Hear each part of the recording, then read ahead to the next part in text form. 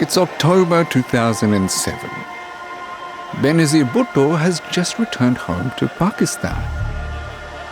She's been in self-imposed exile for 8 long years, splitting her time between London and Dubai. But now she's back, and her supporters are ecstatic. I dreamt of this day for so many months and years. I counted the hours, I counted the minutes and the seconds. Hundreds of thousands flood the streets of Karachi to welcome her home.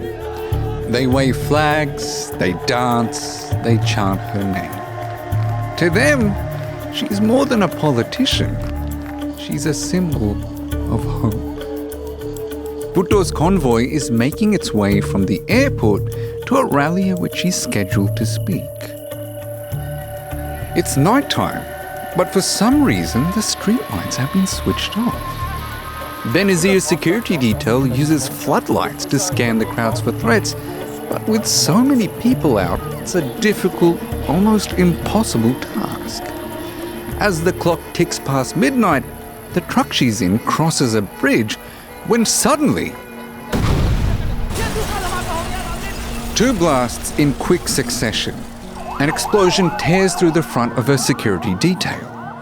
3 police vans are destroyed and over 130 people are killed. Remarkably, Bhutto survives the suicide bombing. She's shaken, but not broken. The message, though, is clear. Someone wants her dead.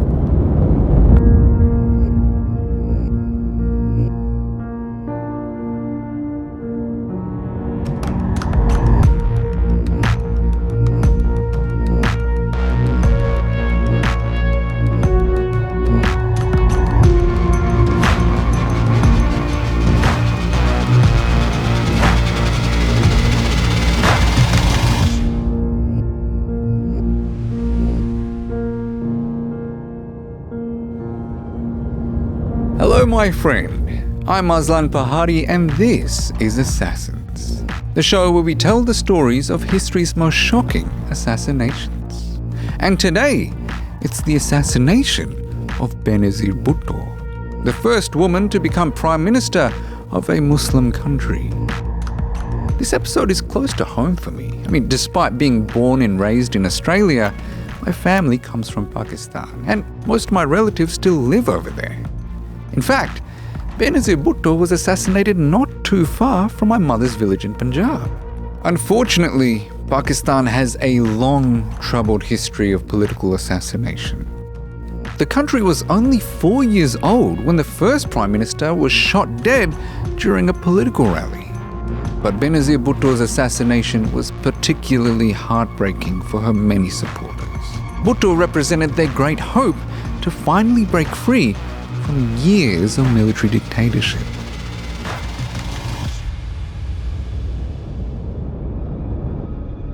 Benazir Bhutto was born into power. Her father, Oxford-educated barrister Zulfikar Ali Bhutto, was a political titan.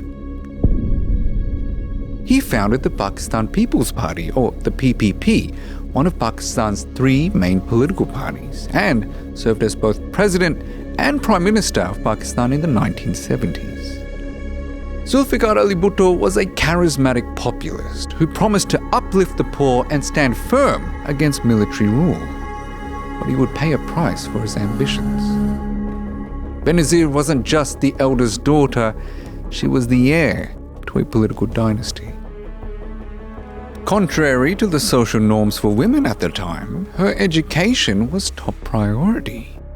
Benazir studied at Harvard, then Oxford. She dreamed about becoming a diplomat or perhaps a journalist. But in 1979, Benazir's entire world would turn upside down. Her father was overthrown in a military coup and hanged. Before his death, Benazir had returned home to see him in jail, as she would later recall to the BBC in an emotional interview. It was horrible. Now when I look back on it, my father was very calm, and I keep seeing his face At the end of the meeting, I said that I'd like to hug my father goodbye. They wouldn't even open the cell doors for me to kiss him goodbye. And then we just went back and started the countdown to death. After Zulfikar was hanged, Benazir assumed leadership of the PPP.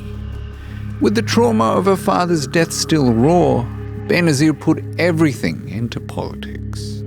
But it wasn't easy. She was imprisoned, watched, and silenced, leading her party in opposition against the regime that had overthrown her father and had him killed. And yet, she kept rising. Less than a decade into a political career, at just 35, she did the unthinkable. She became the first woman in the modern Muslim world to lead a country. Bhutto believed in a secular state. She was a liberal like her father, but such ideals were fiercely opposed within Pakistan by Islamist factions and the military. They didn't want a secular government, especially one led by a woman, and especially a woman as motivated and beloved as Benazir Bhutto. By 1999, the military had seized power once again, and Benazir went into a self-imposed exile, watching from afar as her country fell deeper into violence, religious extremism, and authoritarian rule. But she wasn't done. Far from it. In 2007, after 8 long years away, Benazir saw another chance.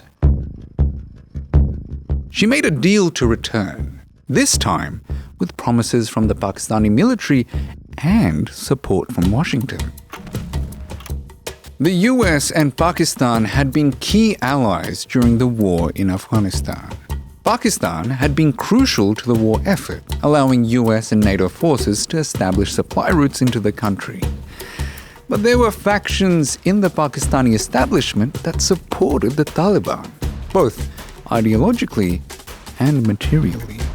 Benazir knew this and threatened to put an end to it. Elections were coming, and she planned to run again. She wanted to restore democracy, to fight terrorism, and to give Pakistan a new future. Her return was electric. On October 18, 2007, she landed in Karachi. Hundreds of thousands flooded the streets to welcome her. But, as we heard earlier, celebration soon turned to carnage. It was one of the deadliest political attacks in Pakistan's history. The day after that assassination attempt, Benazir addressed the nation. She said she wouldn't hide, that fear would not win, that she had returned to serve her people, and nothing would stop her. We are not prepared to surrender our great nation to the militants. But in private, she knew the truth. She had enemies. Some were extremists. Some perhaps wore suits and uniforms. Her security team urged caution. Stay inside. Trust no one. But Benazir insisted on being visible, present among the people. She had already lived through exile, betrayal, and assassination attempts. She believed in fate, and she believed her country still needed her. But her return had started a countdown. And this time, there would be no escape. December 27, 2007. Benazir Bhutto wakes early in Islamabad. It's the final day of her campaign. The national election is just 2 weeks away. The campaign has taken her all over the country. Lahore, Quetta, Peshawar, city after city, drawing tens of thousands of supporters wherever she goes. And now, she's headed to Rawalpindi's Liaquat Bagh to speak at a rally. Liaquat Bagh is a park heavy with history. It was here, in 1951, that Pakistan's first Prime Minister was gunned down. But today, it's Benazir's turn to stand on that stage. Her advisors warn her, stay inside. Foreign governments advise her, limit your appearances. Her family begs her, don't trust the crowds. But she's Benazir Bhutto. She's here to be seen. By late afternoon, the park is overflowing. The red, green and black flags of Pakistan's People's Party flutter above the crowd. The people chant, cheer and hope. She takes the stage, confident, charismatic. She speaks about jobs, schools and prosperity. She speaks about healing. She waits a moment for the cheers to subside. Then she speaks about hope. She can feel it in the air. Next, she addresses terrorism, calling out her enemies by name. She says Pakistan must belong to its people, not its generals. The sun begins to dip. The crowd roars. Her speech ends. She smiles, waves, and then she climbs into her white, bulletproof SUV. The sun catches her white headscarf as the convoy slowly makes its way through the park. The crowd presses in. Her advisors urge her, stay down. She hesitates, then stands up through the sunroof. Hand raised, scarf fluttering. A moment of triumph, of connection. And then, from the left side of the road, near a police checkpoint, a man pushes forward. White shalwar kameez, dark sunglasses, calm face. He raises a pistol, and in an instant, this hopeful scene is shattered. 3 gunshots crack the air in rapid succession. The first shot misses. The second strikes her neck. The third hits the back of her head. A second later, a thunderous explosion. The man detonates his vest. A fireball tears through the crowd.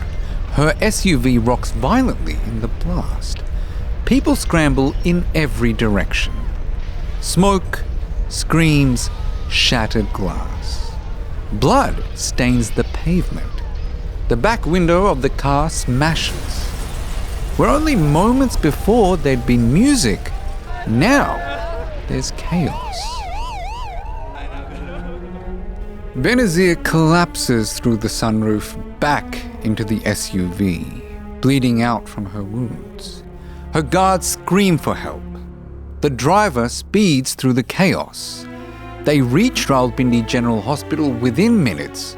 Doctors rush to her side, but it's too late. Benazir Bhutto is declared dead on arrival. The woman who returned to save Pakistan is gone. And with her, something else dies. The fragile hope for a better future held by all those that supported her.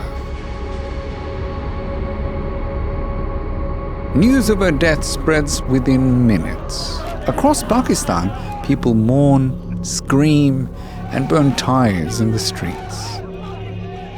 Shops close, cities shut down. The country is in shock. The government claims that the Taliban killed her. They blame a young man named Baitullah Masood, a militant leader hiding in the mountains in the northwest of the country. But many people don't believe it. The story feels too simple, too easy. At the hospital, no autopsy is performed on the body of Benazir Bhutto. This is in keeping with Islamic tradition, where autopsies aren't typically performed, although modern scholars say there are exceptions, like in the investigation of a crime. But Benazir's husband, Asif Ali Zardari, doesn't want an autopsy. He wants to bury his wife quickly, with honor. And the very next day, after her assassination, Benazir is laid to rest next to her father. Zulfikar Ali Bhutto in the Sindhi village of Gari Khuda Bakhsh. But it wasn't just Benazir's husband who didn't want an autopsy performed. Officials say one isn't needed. They claim she died from hitting her head on a metal lever in the SUV. Not the bullets, not the bomb, but a metal lever in her car. But people had seen the bullets. They had witnessed the explosion. And there's more. It's soon revealed that just hours after the assassination, the crime scene was hosed down. Fire trucks sprayed the area clean. Blood, bone, and all the clues gone. The public are confused and angry. Her party demands answers. Who gave the order to clean the crime scene? Why didn't her security stop the killer? Why did she only have basic protection that day, even after the first attack in Karachi? The United Nations launches an investigation. In their report, they say the Pakistani government failed to protect her. Benazir's death is now more than a tragedy. It's a mystery. A woman was killed in front of the world, but the truth is buried deeper than her body.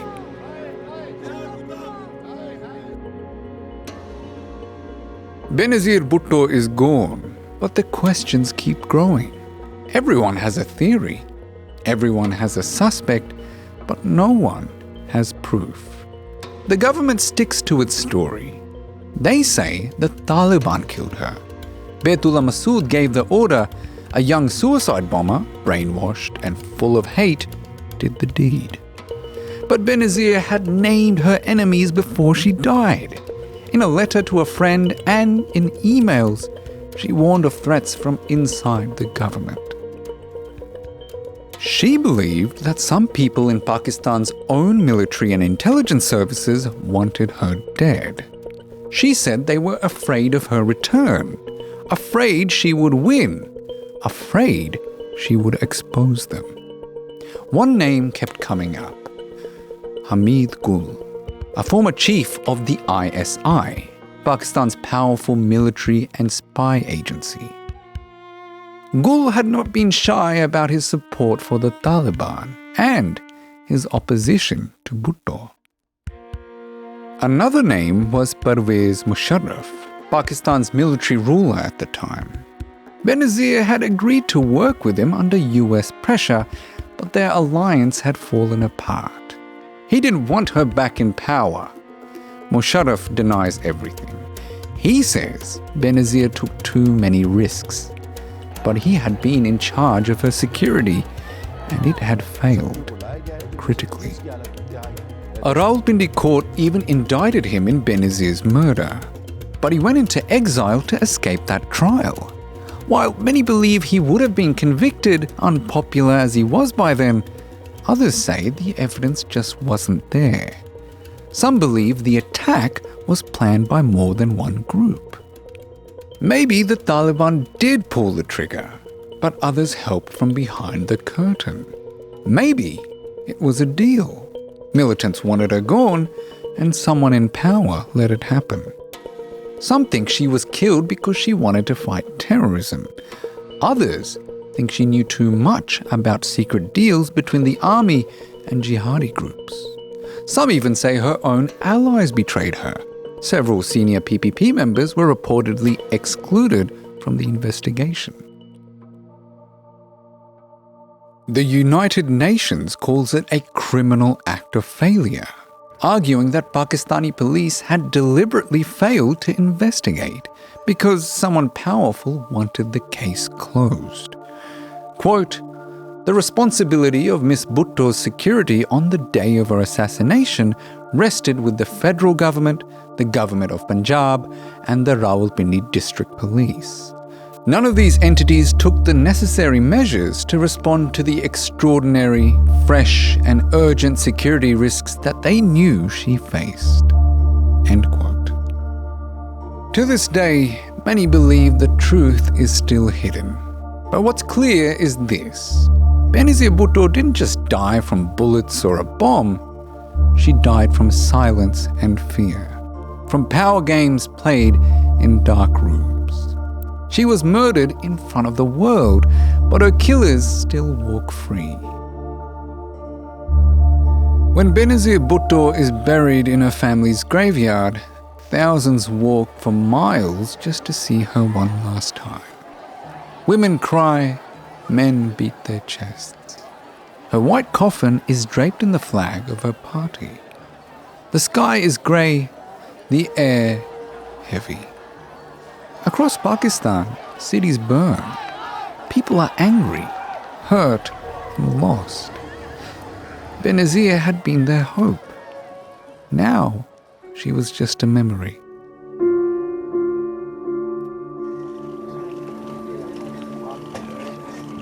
Her husband, Asif Ali Zardari, steps forward. He holds her will in his hand. In it, Benazir names him as her political heir. Their son, Bilawal, just 19 years old, is made chairman of the Pakistan People's Party. My mother always said, democracy is the best revenge. The PPP ride the wave of sympathy to win the 2008 elections. Zardari, her husband, becomes president. Yet still, the investigation drags on. Eventually, the police make arrests, and 5 young men are jailed. But the case against them is weak. Witnesses disappear, evidence goes missing. In 2017, 10 years after the assassination, all the suspects are set free. No one is convicted. Some say Benazir's death changed nothing. Corruption in Pakistan didn't die. Extremism grew worse. Others believe her assassination opened the world's eyes, revealing just how deep Pakistan's problems lie. How violence, lies, and fear control everything. Today, her photos still hang in homes and shops. Her voice still echoes in old speeches. Her face still shines on billboards. She has become a symbol, not just of what was lost, but of what could have been. She came back to save her country, but her country couldn't save her. Thank you for watching, my friend. If there's an assassination you'd like us to cover in the future, drop it in the comments.